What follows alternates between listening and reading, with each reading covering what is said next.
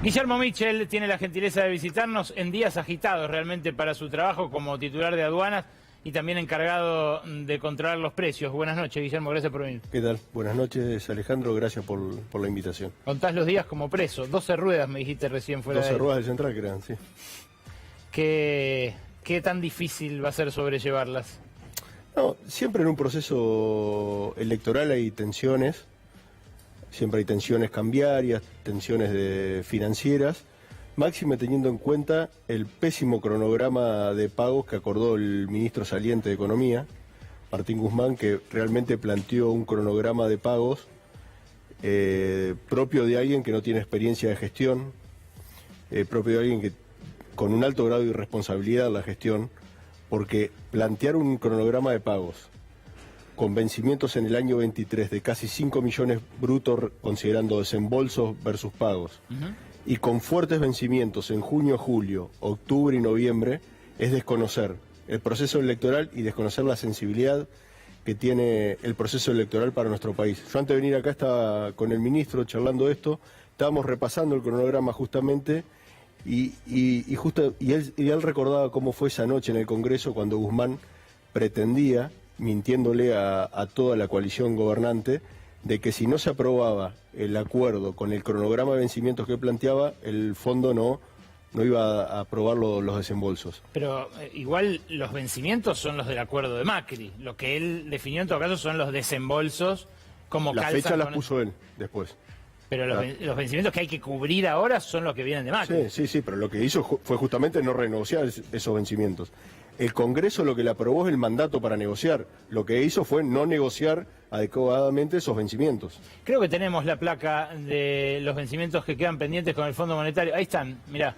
Es una montaña todavía antes del cambio de gobierno. La línea roja divide los pagos que hay que hacer ahora de los que tendrá que hacer la próxima administración y quedan como 3.500 millones todavía, ¿no? Sí. Ahí tenés intereses en amarillo, capital en azul. Sí, hay que separar los pagos de capital que se pueden acumular al 30 de octubre, y los vencimientos no se pueden prorrogar de intereses. ¿Cómo está jugando el Fondo Monetario después de que Massa empezó a desobedecerlo en todo en las últimas 3 semanas? Sí,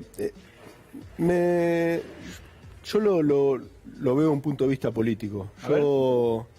La visión que tengo es que el fondo en determinado punto tensionó apostando que el gobierno le vaya mal y que fundamentalmente, no es que lo que perdieron de vista es que no era que el gobierno le iba mal a los argentinos. Le iba mal a los argentinos. Cuando decís que tensó es cuando obligó a Massa a devaluar. Sí, no solo impuso la devaluación, sino que obligó a Massa a ir a buscar prestamistas de última instancia distintos al fondo. Tuvo que recurrir a Qatar, a China, tuvo que recurrir a organismos internacionales de crédito apostando que Massa no lo iba a conseguir. Y ahora que ustedes lanzaron todas las medidas paliativas de esa devaluación, ¿qué va a pasar con esos vencimientos? No, los vencimientos están y los DEC para pagar los vencimientos de octubre están. Lo que va a haber, desde mi punto de vista, Massa como presidente, con la fortaleza política que tiene y que va a tener, se va a tener que sentar a acordar con el fondo un esquema distinto que creo yo tiene que estar atado como cualquier empresa. ¿Cómo paga una empresa los desembolsos de un préstamo? Con los ingresos o el cash flow que va teniendo. Esto tiene que ser igual, tiene que estar atado a nivel de exportaciones. Porque no es, fíjate el cronograma que mostrabas recién, sí, que estaba atado de manera incolume a un año con el problema que tuviste con la sequía. La sequía te generó 21.000 millones de dólares de pérdida de exportaciones. Claro, pero eso el fondo lo sabe y decidió no flexibilizar en nada sus metas. Bueno, es lo que hay que volver a negociar. ¿Y por qué lo haría ahora si no lo hizo antes? Cuando tengas la fortaleza política para hacerlo, lo vas a poder negociar. ¿Eso quiere decir que este gobierno no supo usar su fortaleza política para torcerle el brazo al fondo? No hay duda de eso. ¿Y por qué? No me lo tenés que preguntar a mí. Yo creo que el error, y esto lo digo, nosotros como gobierno nos tenemos que hacer cargo. Si vos ponés al frente de la cartera económica a alguien sin experiencia, que ni siquiera fue tesorero de una sociedad de fomento en tu país, que lo único que tuvo es la academia atrás, tenías en determinados organismos de control, gente que no controlaba, que se te acumulen 3.000 millones de dólares de cautelares para importar toallas, que tenías maniobras de sobre y subfacturación que venimos denunciando de manera escandalosa. donde tenés pagos de importaciones truchas con allanamientos que hicimos, con allanamientos que vamos a hacer durante estos meses, por más de 400 millones de dólares. Te estoy hablando de importaciones truchas, giros de mercadería que nunca se trajo. O sea, tenés que hacer un mea culpa y darte cuenta de que, en el buen sentido de la palabra, el ejercicio del poder de los organismos de control no se desarrolló. Ahora, los organismos multilaterales van a seguir teniendo esa misma opinión política que tuvieron cuando empujaron la devaluación. ¿Por qué habría de pulsear menos el fondo o de ceder ante ese eventual nuevo gobierno? No, bueno, pero porque al final del día acá lo que se sobrepone a todo esto es la capacidad y la fortaleza política de un gobierno. O sea, Massa va a ser un presidente que va a tomar el timón, que va a ejercer o va a capitalizar políticamente el resultado de las elecciones y se va a sentar a negociar con el fondo de otra posición. ¿Por qué aceptó la devaluación pospaso?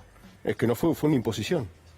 Bueno, él es ministro, ¿no? Bueno, pero la devaluación era, acordate, era, no tenés por qué acordarte, pero te lo digo, era una unificación cambiaria, era el 100% de devaluación. ¿Ellos en algún momento lo expresaron así tajantemente? ¿Está escrito? No, bueno, ellos dijeron que hacía falta una devaluación con eufemismos. Sí, claro. Una unificación cambiaria es una devaluación del 100%. ¿Y eso no lo van a exigir, por ejemplo, el 23 de octubre, si hay un empate o un semi-empate? No. O lo podrán exigir, pero no se va a dar al lugar. También exigían, discúlpame, que no haya medidas que tiendan a generar mayor poder adquisitivo o a, de alguna manera, expandir el gasto. Sí, por eso digo que los desobedeció en todo. ¿Qué hizo Massa? Tomó la decisión de eliminar el impuesto a las ganancias de la cuarta categoría. Yo te he escuchado a vos sabés que te respeto intelectualmente, por ahí no coincido con tu visión que tenés de impuesto a las ganancias, pero es una decisión muy importante de eliminar la cuarta categoría para los trabajadores.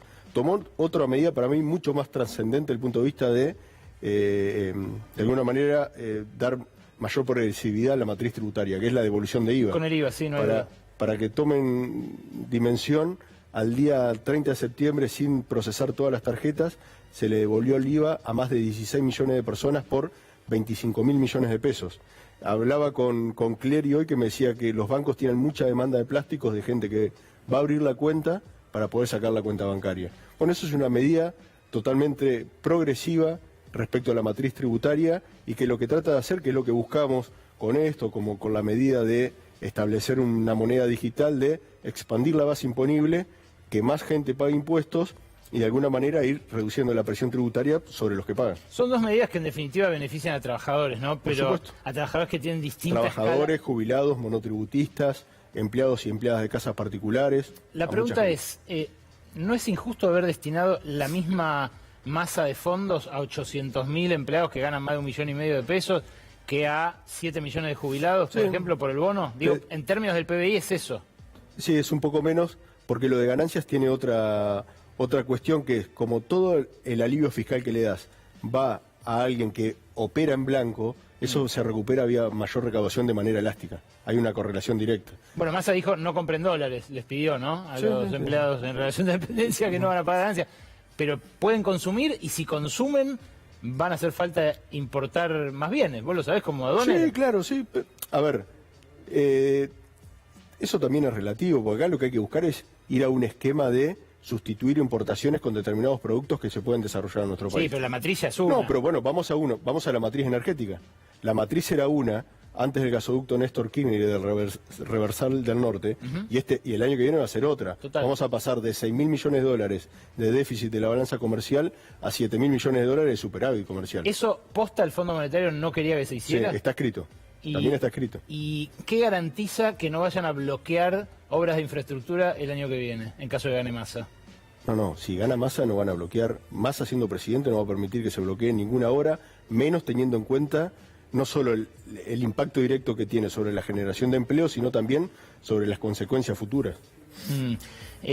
La devolución del IVA, decías vos, se hizo ya por 25.000 millones de pesos. En 13 días, 16 millones de personas, 25.000 millones de pesos. El total del universo comprendido es de 20 millones de personas, porque era de 18, pero 2 millones de personas ya entraron a la página AFIP y actualizaron su cuenta de CBU, sus datos para poder acceder al beneficio. El 80% del universo ya está alcanzado por el beneficio. ¿Cómo se puede hacer sostenible o hasta qué punto es sostenible de manera permanente esa devolución de IVA? Porque el IVA es un impuesto injusto. a diferencia de ganancias, que para mí es un impuesto progresivo. Estoy de acuerdo con que el impuesto a las ganancias es justo. Sí. También tengo una visión distinta respecto a el impuesto a las ganancias de cuarta categoría sobre los trabajadores. Ok, esa es una discusión en todo caso jurídica, filosófica. Sí. Ahora, hay plata en juego y devolver el IVA a los sectores más pobres es algo buenísimo. Lo que pasa es que esa plata tiene que salir de otro lado. Bueno, vayamos a ese punto. Vos, si mirás la recaudación, acaba de cerrar al 30 de septiembre, la recaudación de impuestos se incrementó un 150%. Sí. La recaudación de IVA, entre IVA impuesto e IVA aduanero, se incrementó un 187%, débitos y crédito bancario se incrementó en un 128%. Y el impuesto país en un 473%. ¿Por qué se lo empezaron a aplicar a las importaciones? Lo empezamos a aplicar, no a las importaciones, a la compra de dólares para el pago de importaciones. Bueno, que es distinto. No, bueno, podés generar un problema al lado de OMC. Es cierto, es cierto. Entonces, lo que de alguna manera se está haciendo es, de alguna manera, la compra de dólares para el pago de importaciones indirectamente tiene un impacto sobre el trabajo extranjero, sobre las importaciones de China, el 22% de las importaciones de Argentina, las importaciones de Brasil, el 20% de las importaciones son de Brasil, o de Estados Unidos, básicamente energía, el 18%. Pero la idea es que eso en algún momento desaparezca. El impuesto país es la brecha. O sea, si en algún momento queremos ir a un... Cuando tengamos una unificación cambiaría, se va reduciendo, por supuesto. ¿Y ahí cómo vas a financiar el IVA y ganancias? Lo que pasa es que, de nuevo, con ganancias y con IVA lo que tenés es una potencialidad de mayor ingreso por mayor recaudación, producto de la medida expansiva, fenomenal. Vos, para que te hagas una idea, toda la devolución que se hizo de IVA es por consumos en blanco. Ahora, eso que implica una tarea nuestra, que está desarrollando muy bien Carlos Castañeto, la FIP, de ir y controlar todos los ingresos que se hicieron en blanco, tener la correlación de que ese local tenga o ese negocio tenga sus empleados en blanco, pague las cargas sociales, pague el resto de los impuestos. Requiere un trabajo también nuestro. Habló Massa de las exenciones impositivas de las grandes empresas, ¿no? Del gasto tributario en el presupuesto. Sí, lo habló ayer en el debate, pero lo había dicho en algunas entrevistas también. ¿Por dónde piensan puntualmente arrancar a la hora de desmantelar esos beneficios, esos privilegios? Bueno, ya arrancamos. A ver. Para, de alguna manera, suplementar el esfuerzo fiscal que implica el bono de octubre y de noviembre que se da a los informales, se hizo un adelanto de impuesto a las ganancias extraordinarias sobre 101 empresas vinculadas a actividades financieras o fintech, que nos va a implicar una recaudación extra de más de 140.000 millones de pesos. ¿Y con eso se financia? Con eso se financia el bono. Pero también ya pensamos para el año que viene, en el presupuesto se incluyó dentro de la separata una cuestión vinculada a lo que es el impuesto mínimo global, que es una tasa flat del 15% sobre el resultado contable de las compañías. El diputado Casareto ya presentó un proyecto de ley, que es un solo artículo que habilita a la FIB a aplicar ese piso de tributación, y ya lo vamos a discutir con el presupuesto. Eso... Ahí, para que tenga una idea, es una recaudación esperada no menor a 1,2 billones de pesos actualmente, que es un poco menos de un punto del PBI. Ese bono para informales, que es el nuevo IFE, ¿no? El 47.000 pesos un mes. En octubre y otros 47.000 en noviembre. ¿Ya tenés más o menos cuánta gente puede llegar a No, ANSES está consolidando la información, no es un área de mi competencia. Roberta seguramente va a informar el total de ¿Te acordás que cuando fue IFE decían depende cuál IFE? El primer IFE decían que iba a ser 3 millones, terminó siendo 10. Sí, depende cuál IFE. No puede desbordarse. Acá hay un universo potencial de 3 millones, pero no están los números todavía de cuántos inscribir. ¿Cómo imaginas el 10 de diciembre si gana Massa? ¿Lo imaginás con un anuncio, una batería de medidas, un plan antiinflacionario? Lo imagino con un montón de cuestiones económicas, pero fundamentalmente lo imagino con otra perspectiva política. Sobre todo con un presidente que toma el timón y ejerce la jefatura política. Al final del día, todo para mí termina en cómo se ejerce la política y la interrelación con el resto de los poderes. Yo cuando veo ayer veía en el debate, o veo otros espacios políticos que quieren llevar adelante reformas con 8 senadores o 25 diputados, u otro espacio político donde están peleados dentro de la coalición los distintos sectores, el único presidente con la capacidad de administrar esas tensiones y de llevar adelante con fortaleza política este proceso es Massa, acompañado del peronismo. Y si pierden o llegan al balotaje así medio a la par, ¿qué puede pasar el 23 de octubre? ¿Hay un plan para esa transición, para contener lo que posiblemente el mercado adelante de un eventual gobierno de Milei? Para mí no está dentro de las opciones que Massa no sea presidente a partir del día de diciembre. Bueno, pero para nosotros es importante que haya un plan de transición, de cuidado. Para ¿no? mí no está en el escenario de esa posibilidad. Vos y en general todo el equipo de Massa tienen buen diálogo con Estados Unidos, con el Tesoro, con la Casa Blanca, con distintos organismos. Homeland Security, CBP, todos los organismos de Estados Unidos. ¿Qué dicen de la dolarización? Porque la semana pasada se reunió Milei con el embajador y más allá de las caras no hubo mucha información respecto de que la avalaran. Mirá, te doy mi opinión. No sé qué opina Estados Unidos, no lo hablé. Sí sé lo que dice la Constitución, el artículo 75, inciso 6. Es inconstitucional la dolarización. Lo que dijo Rosati. Lo dice la Constitución. La última. Vos estudiaste en el posgrado, algo de posgrado en el SEMA, ¿no? No, yo hice la carrera de contador en la UBA. En la UBA. Ahí en la calle en Avenida Córdoba, de Derecho en Figueroa Alcorta en la UBA. Hice una maestría de tributario en la Austral y otra de finanzas en la DITELA. Ah, en la DITELA. Sí. ¿Pero conocés profesores del SEMA? ¿De ahí, Conozco de la DITELA? algunos, sí. Fermo creo que era titular en la DITELA y en el SEMA.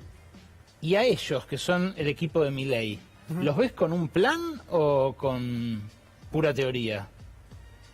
Es que pensaba escuchar algo ayer, pero no escuché nada. Tampoco les preguntaron demasiado, ¿eh? Sí, pero tampoco escuché nada. Ninguna propuesta escuché. Gracias, Guillermo, por venir a hablar. Por favor, a disposición. Vamos a arrancar el editorial.